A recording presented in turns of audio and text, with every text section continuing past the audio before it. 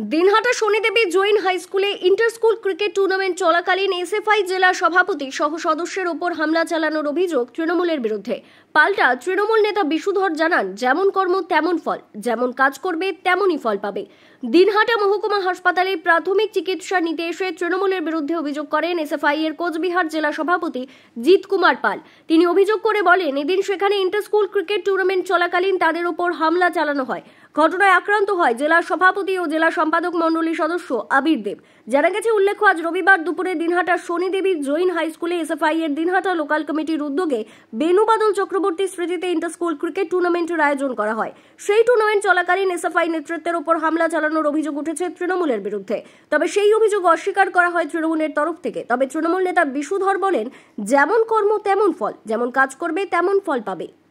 এই বছরও Dinhata SFI local কমিটির উদ্যোগে বেনুবাদল আন্তঃ স্কুল ক্রিকেট টুর্নামেন্ট হয়, সেটা আজকে হচ্ছিল।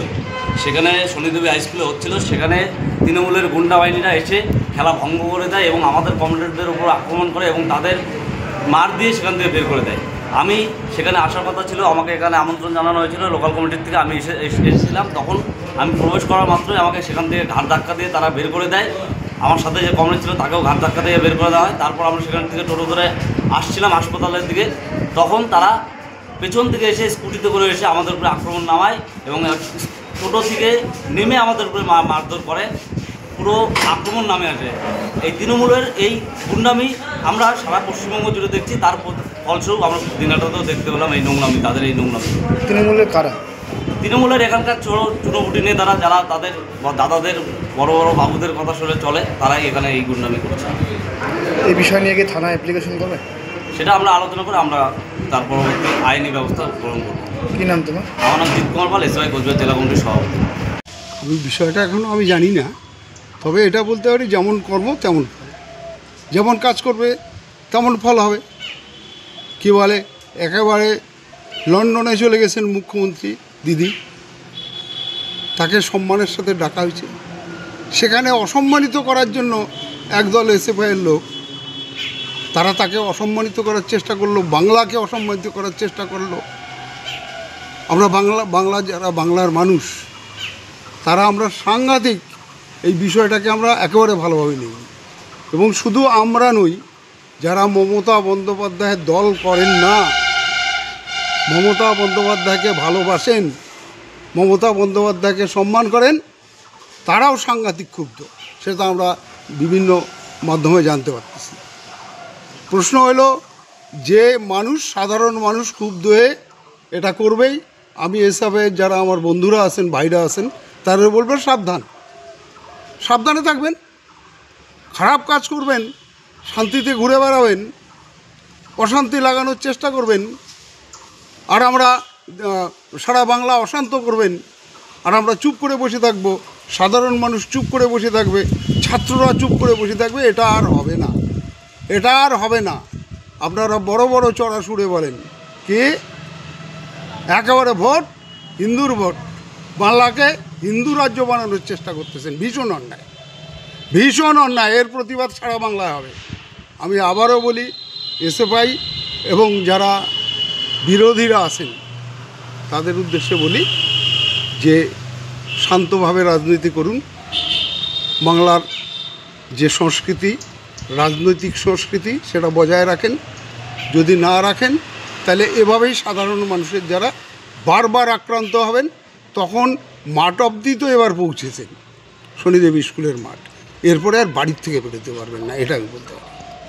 দিনহাটা শনিদেবী জৈন হাই স্কুলে এসএফআই দিনহাটা লোকাল কমিটির উদ্যোগে বেনুবাদল চক্রবর্তী স্মৃতি ইন্টার স্কুল ক্রিকেট টুর্নামেন্ট চলছিল। সেই সময় একদল তৃণমূলীরা তারা হামলা চালায় এবং হামলা চালিয়ে আমাদের নেতৃত্বদেরকে বের করে দেয়, ছাত্র নেতৃত্বদেরকে।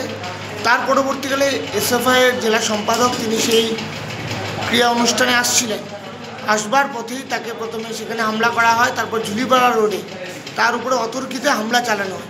এই ঘটনায় আমরা তীব্র ধিক্কার এবং নিন্দা জানাচ্ছি। তৃণমূল কংগ্রেস এমন একটা অরাজনৈতিক রাজনৈতিক দল যাদের কোনো রাজনীতি নেই, কোনো ইস্যু নিয়ে তাদের কোনো কথা নেই।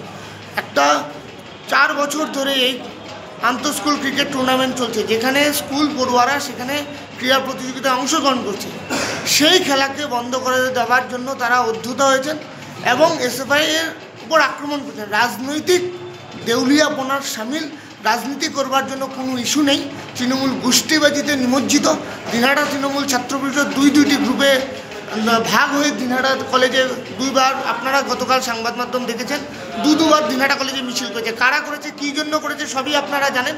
তৃণমূল কংগ্রেসে কে হিরো হবে, কে মিডিয়ার সার্ভিসে ভেসে থাকার জন্য এ ধরনের আক্রমণ করছে। আক্রমণের প্রতিবাদ, প্রতিরোধ থেকে প্রত্যাঘাত সবই হবে, শুধু সময়ের অপেক্ষা। সময় নিশ্চিতভাবে এর বিচার করবে। আমরা প্রশাসনের দ্বারস্থ হচ্ছি। প্রশাসন কী ব্যবস্থা হয় আইনানুগ, সে ব্যবস্থা আমরা দেখব। আমরা বিচার প্রতি ব্যবস্থার উপরে আস্থা রাখতে চাই, কিন্তু এরকম আক্রমণ করলে প্রত্যেক কমরেডের নিজস্ব অধিকার আছে আত্মরক্ষা করা। আমরা কমরেডদেরকে বলবো, সাধারণ মানুষকে বলবো, তৃণমূলের এই জুমলাবাজ বাহিনীর বিরুদ্ধে প্রতিবাদ এবং প্রতিরোধ গড়ে তোলে। আজকে কততম খেলা ছিল? আজকে 4র্থ বর্ষের Benubadan Chakraborty inter school cricket tournament চলছে শনিদেবে।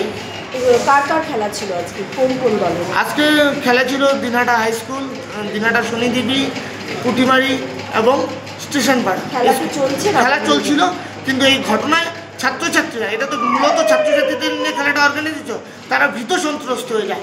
দিনহাটাতে সন্ত্রাসের রাজত্ব, অন্ধকারের রাজত্ব কায়েম করতেই এই ধরনের শুভ উদ্যোগকেও তারা ক্ষতিগ্রস্ত করছে। কতজন আহত হয়েছে? এখন পর্যন্ত 2 জন আহত হয়েছে। এই বিষয় নিয়ে কি থানায় কোনো লিখিত? নিশ্চিতভাবে এসএফআই নেতৃত্বরা থানায় অভিযোগ জানাবে।